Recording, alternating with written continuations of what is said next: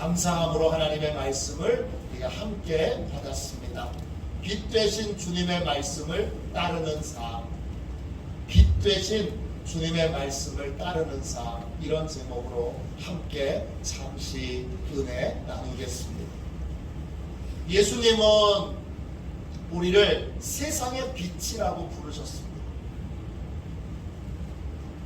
우리는 세상의 어둠을 밝히는 빛이 되어야 합니다. 이때 빛은 스스로 빛을 발하는 빛이 아니라 예수님의 빛을 받아서 반사판과 같은 역할을 하는 것입니다. 그러므로 세상의 어둠을 밝히는 빛이 되려면 주님께 충분한 빛을 공급받아야 합니다. 그런 의미에서 오늘 같이 읽은 말씀은 주님의 빛을 구체적으로 어떻게 공급받는지를 우리에게 알려주고 있습니다. 오늘 함께 읽은 말씀은 상당히 깁니다. 오늘 말씀은 그리스도인이 말씀의 빛을 자기 자신에게 어떻게 적용할 것인지에 대하여 예수님이 가르쳐주고 계십니다.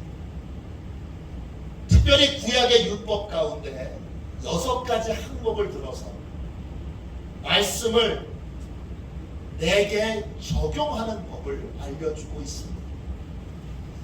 6가지 율법의 내용은 살인, 간음, 이혼, 맹세, 보사, 그리고 사랑에 대한 계명입니다.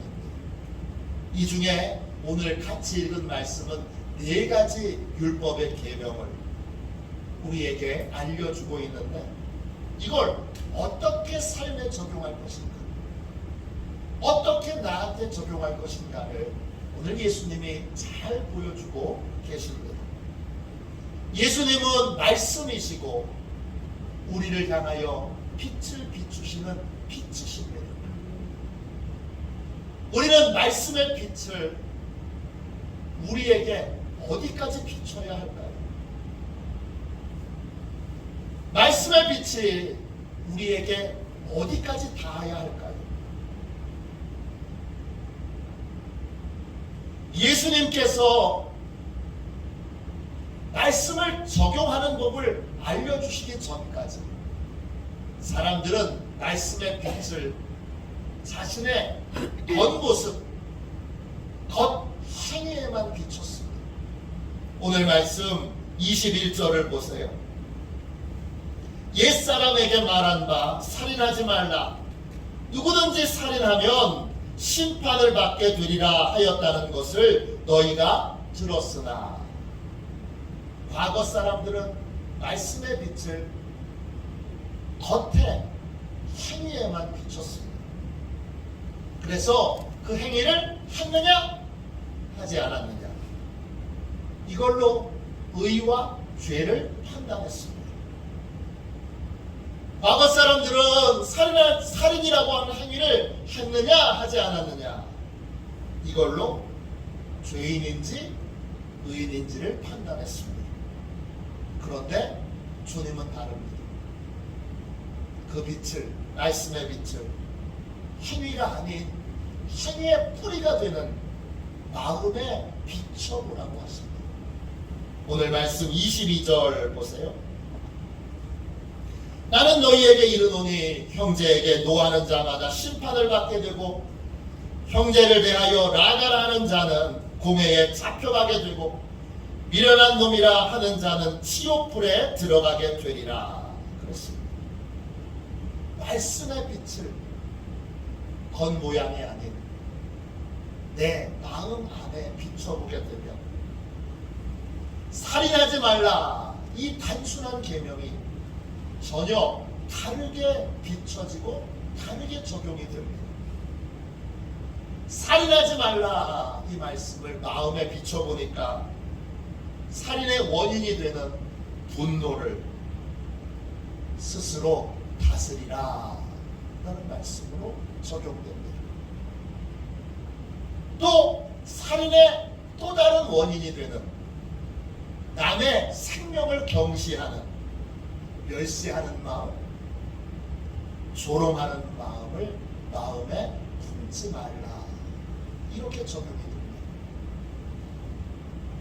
라가라고 하는 말은 헬라어로 라카, 뜻은 빈 상자, 미련한, 아무것도 아닌 이런 뜻입니다.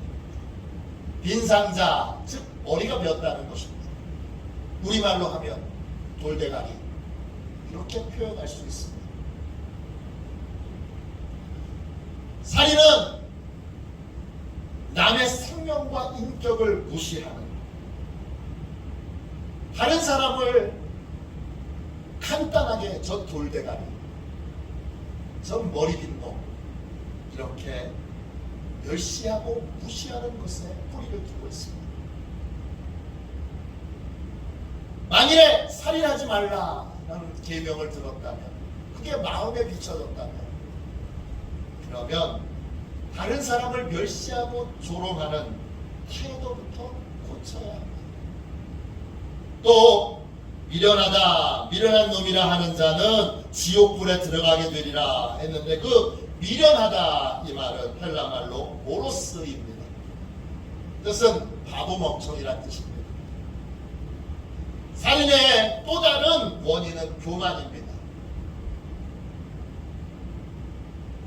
타인의 생명과 인격을 어떻게 돼도 상관없다는 생각으로 내가 다른 사람보다 우위에 있다고 생각하여 우위에서 사람들을 내려다보며 아유 저 미련한 놈, 저 바보 같은 놈, 저 멍청한 놈, 이렇게 교만이 살인의 또 다른 원인이 됩니다. 이렇게 말씀의 빛을 행위가 아닌 마음에 비춰보면 살인하지 말라, 이 너무나 쉽고 간단한 계명이 분노를 다스리라, 남을 멸시하거나 조롱하지 말라, 마음속 교만을 버리라 라는 계명으로 적용이 됩니다. 이게 말씀을 마음에 받는 것이고 말씀의 빛이 내 안에 들어오는 것입니다. 살인하지 말라라고 하는 계명은 여기서 끝나지 않습니다. 주님은 살인의 또 다른 원인이 되는 타인의 고통과 피해에 대하여 둔감한 마음, 이 마음도 고치라고 말씀하십니다. 23절부터 25절까지 보세요. 그러므로 예물을 제단에 드리려다가 거기서 내 형제에게 원망 들을 만한 일이 있는 것이 생각나거든 예물을 제단 앞에 두고 먼저 가서 형제와 화목하고 그 후에 와서 예물을 드리라. 너를 고발하는 자와 함께 길에 있을 때에 급히 사화하라. 그 고발하는 자가 너를 재판관에게 내어주고 재판관이 옥리에게 내어주어 옥에 가둘까 염려하라. 예수님은 살인하지 말라라고 하는 이 계명을 타인에게 정서적인 피해든지 아니면 금전적인 피해이든지 피해를 주지는 않았는지 반성하는 말씀으로 듣게 하십니다. 살인하지 말라 이 말씀을 마음에 비추면 내가 타인에게 고통과 상처를, 금전적인 손해를 끼치지 않았는지, 그런 삶을 살고도 반성하지 않고 회개하지 않고 고치지 않고 그렇게 살고 있지 않은지 확인하고 점검하는 말씀으로 듣게 하십니다. 주님은 말씀의 빛을 겉모양인 행위가 아닌 마음 깊숙한 곳에 비춰보기를 원하시고, 그리고 우리 마음의 동기를 비춰보기를 원하시고, 사람과의 관계에 이 말씀의 빛을 비춰보기를 원하십니다. 말씀의 빛이 내 안에 들어와서 내 마음을 비추고 내 모든 행동의 동기를 비추고 그리고 사람들과의 관계를 비추어서 그래서 내가 바뀌고 달라지고 고쳐지게 됩니다. 나는 세상의 어둠을 밝히는 아름다운 영혼으로 그렇게 변화할 수 있습니다. 러시아의 소설가 톨스토이가 18살 되었을 때 그는 대학을 중퇴하고 기독교 신앙을 떠나게 됩니다. 하나님을 떠납니다. 그 후 그는 전쟁과 평화, 안나 까레니나 등의 소설을 쓰면서 러시아의 최고의 작가가 됩니다. 50대 초반 그런 귀족이었고 또 어마어마한 재산을 가지고 있고 또 소설가로도 성공했지만 그의 인생에 깊은 회의감이 갑자기 찾아옵니다. 세상에 성공과 출세가 정말 아무것도 아닌 부질없는 것이라는 걸 깨닫게 됩니다.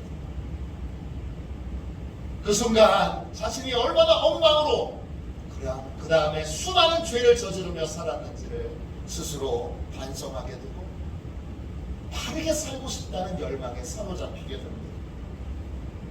그런데 주변에 있는 모든 것들은 다 거짓일 뿐 진실한 것이 그의 눈에 보이지 않았습니다.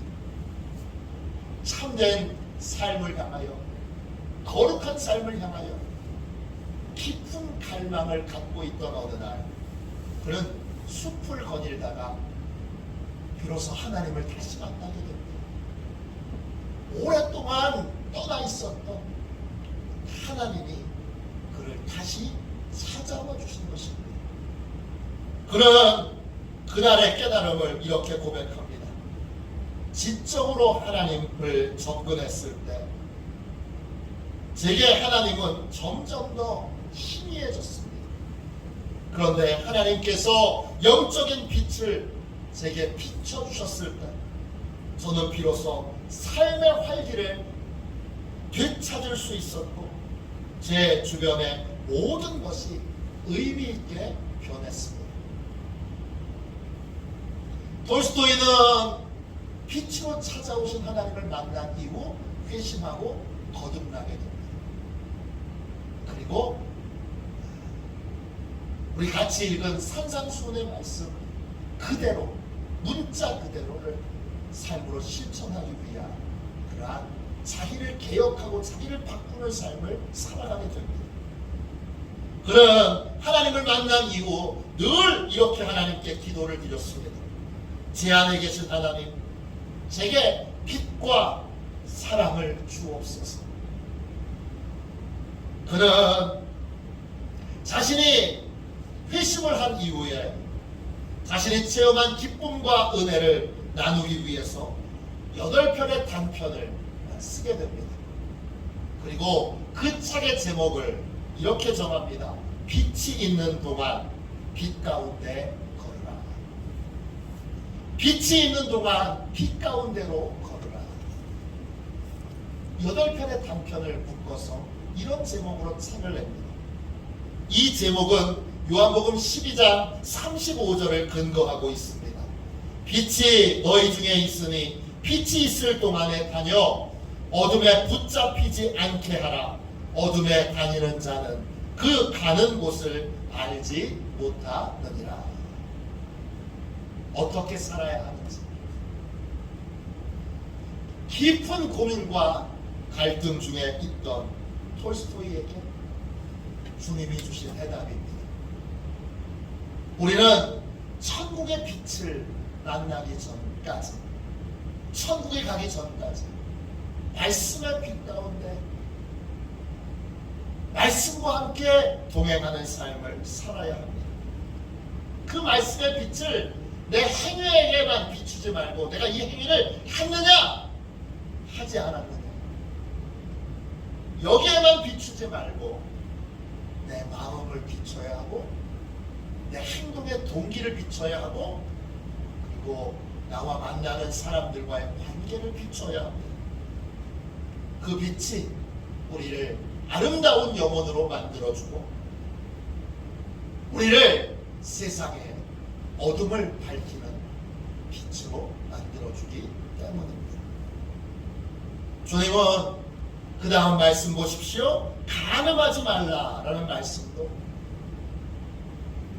행위가 아닌 마음에 적용하라고 말씀하십니다. 27절, 28절을 보세요.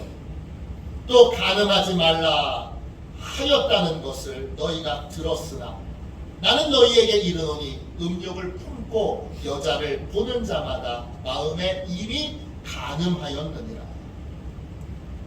간음하지 말라 이 계명도 행위로만 적용하게 됩니다. 우리는 대부분 다 의로운 사람들입니다. 왜냐? 우리는 행위로서의 간음은 하지 않았기 때문입니다. 그런데 마음에 적용해 보면 전혀 다른 상황이 벌어집니다. 간음의 원인이 되는 마음속 음욕도 정말 완벽하게 버렸는지 주님이 확인하게 하십니다. 음욕이라는 말은 헬라어로 에피투메오입니다. 그것은 특정한 대상을 향하여 탐내고 갈망하는 마음을 갖는 것입니다. 아내가 아닌, 남편이 아닌 특정한 이성에 대하여 탐내고 갈망하는 마음을 한순간이라도 갖게 된다면 그건 음욕을 품은 것입니다. 직접적인 행위는 하지 않았지만 마음으로 탐내고 욕심을 냈다면 그건 분명히 음욕을 품은 것입니다. 주님은 말씀하십니다. 그 음욕을 마음속에 그냥 내버려두면 그것은 조금씩 자라서 결국은 간음의 행위로 이어지게 됩니다. 그러므로 간음하지 말라 이 말씀을 마음속으로 비춰보면 간음의 근본적인 원인이 되는 음욕을 그냥 방치하고 내버려두고 있지는 않은지, 그걸 과감하게 마음에서 잘라버려야 되는데 잘라버리지 않고 그냥 방치하고 그냥 내버려두지 않는지, 그걸 점검하게 하시는 말씀으로 들을 수 있습니다. 주님은 음욕을 품었으면 과감하게 잘라내야 한다고 말씀하십니다. 우리가 잘라내야 될 건 눈이 아니고 손이 아니고 마음입니다. 눈을 뽑는 심정으로, 손을 잘라내는 심정으로 음욕의 마음을 우리의 마음에서 잘라내야 합니다. 오늘 말씀 29절 30절 보세요. 만일 내 오른눈이 너를 실족하게 하거든 떼어내버리라. 내 백체 중 하나가 없어지고 온 몸이 지옥에 던져지지 않는 것이 유익하며, 또한 만일 내 오른손이 너를 실족하게 하거든 찍어내버리라. 내 백체 중 하나가 없어지고 온 몸이 지옥에 던져지지 않는 것이 유익하니라. 음욕의 마음에 허용하지 말아야 합니다. 행위를 안 했으니까 마음으로만 슬쩍 그렇게 생각을 한번 해봤을 뿐인데 이거 뭐 어때? 그렇게 허용하지 말아야 한다는 것입니다. 마음에 음욕이 생겨 있는 것을, 음욕이 있는 것을 발견했다면 마음에서 과감하게 잘라내야 한다는 것입니다. 마음에서 잘라내지 않으면 그것은 반드시 행동으로 옮겨지게 되기 때문입니다. 노름에 미친 사람을 보십시오. 노름에 미친 사람이 난 노름 안 해! 그리고 손을 잘라내고 나서 그는 발가락에 화투를 띄워서 노름을 합니다. 마음을 잘라내지 않고 육체만 잘라내는 것은 진정한 변화를 이룰 수 없습니다. 그러므로 말씀의 빛에 마음을 비춰서 주님의 뜻에 합당하지 않은 것은 말씀의 검으로 마음을 잘라내야 합니다. 주님은 이혼에 대한 말씀도 행위가 아닌 마음에 적용하라고 하십니다. 31절 32절 보세요. 또 일러스되 누구든지 아내를 버리려거든 이혼 증서를 줄 것이라 하였으나 나는 너희에게 이르노니 누구든지 음행한 이유 없이 아내를 버리면 이는 그로 간음하게 함이요 또 누구든지 버림받은 여자에게 장가드는 자도 간음함이니라. 유대인의 법에 따르면 이혼은 남자가 결정할 수 있습니다. 남자가 이혼을 하고 싶으면 아내에게 이혼 증서를 써주면 됩니다. 신명기 24장 1절부터 4절까지에 보면 이혼 증서는 두 가지의 목적이 있습니다. 첫 번째, 이혼한 아내가 재혼할 수 있는 길을 열어주기 위해서 이혼 증서가 필요합니다. 둘째, 이혼한 남자가 다시 이혼한 여자와 재결합하지 못하도록 재결합할 의향이 전혀 없다는 것을 확증하기 위하여 이혼 증서가 쓰여집니다. 예수님 시대에 많은 남자들이 이혼 증서를 써주고 아내와 이혼을 했습니다. 그런데 예수님은 이 이혼에 대한 말씀을 마음에 적용해 보라고 하십니다. 아내에 대하여 불평하기 전에, 남편에 대해서 불평하기 전에 결혼을 통해서 한 몸을 이루게 하신 하나님의 뜻에 진심으로 순종했는지 점검해 보라는 것입니다.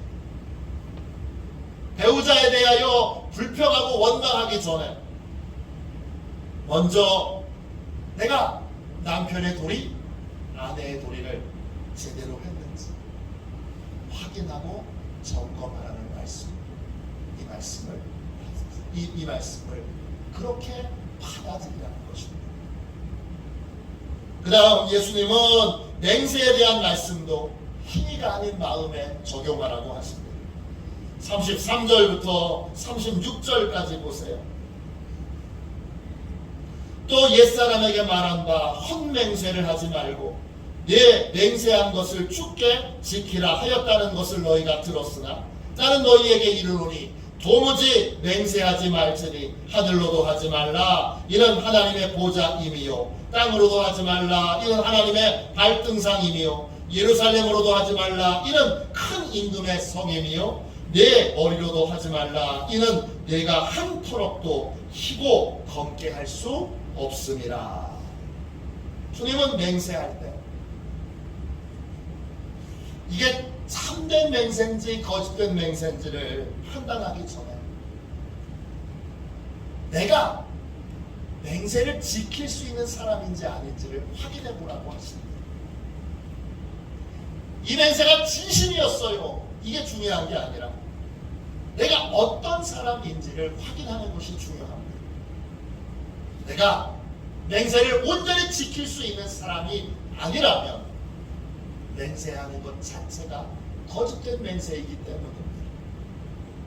내가 여러 돌발 변수를 다 감안하고도 어떤 상황에서도 맹세를 지킬 수 있는 사람이 인지 아닌지 확인해 보라는 것입니다. 만일 내가 여러 돌발 변수를 해결할 수 없는 사람이라면 내가 맹세하는 것 자체가 바로 거짓 맹세이기 때문입니다. 맹세를 온전히 지킬 수 없는데 맹세하는 것은 어떤 맹세든지 다 거짓된 맹세입니다. 그러므로 맹세에 대한 말씀을 마음으로 적용하면 나는 맹세하지 않는 사람이 됩니다. 나는 맹세 자체를 아예 할 수 없는 사람인 것을 인정하게 됩니다. 또 거기서 끝나지 않고 함부로 말을 앞세우지 않는 사람이 되어야 합니다. 오늘 말씀 37절 보세요. 오직 너희 말은 옳다 옳다 아니라 아니라 하라. 이에서 지나는 것은 악으로부터 나느니라. 맹세에 대한 말씀을 내 마음에 비추며, 맹세의 말씀은 나의 부족함, 연약함을 겸손히 인정하라 라는 말씀으로 적용됩니다. 또 말과 행동에 있어 절제하라 라는 말씀으로 적용됩니다. 이렇게 말씀의 빛은 이런 식으로 받는 것입니다. 말씀의 빛을 겉 외모, 겉 행위가 아닌 마음에, 또 행동의 동기에, 또 관계에 이렇게 비춰볼 때 우리는 주님의 빛으로 아름다운 영혼으로 이렇게 계속 고쳐지고 다듬어지는 삶을 살 수 있게 됩니다. 세상의 어둠을 비추는 아름다운 빛이 될 수 있습니다. 지금 말씀의 빛을 어디까지 비추고 계십니까? 말씀의 빛이 어디까지 들어오기로 여러분 허용하셨습니까?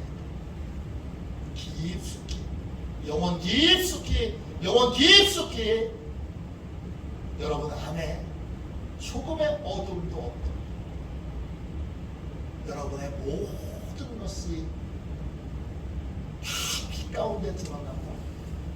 그리고 빛 가운데 고쳐지는 그러한 복되고 아름다운 하나님의 영혼들이 되시기를 주님의 이름으로 축원합니다.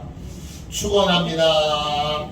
이 시간 우리 384장을 우리 1절만 찬양하고 우리 함께 뜨겁게 기도하도록 하겠습니다. 384장 우리 1절만 두 번 찬양하는데 우리 이 찬송 부르고 나서 주님, 제가 제 영혼 깊숙한 곳에, 제 모든 행동의 동기에, 제 모든 관계에 주님의 빛이 비춰지기를 원합니다. 주님의 빛이 깊숙이 들어가서 저를 바꾸고 고치고 저를 어둠에서 빛으로 또 죽음에서 생명으로 그렇게 이끌어 주시기를 원합니다. 그렇게 우리 함께 기도하도록 하겠습니다.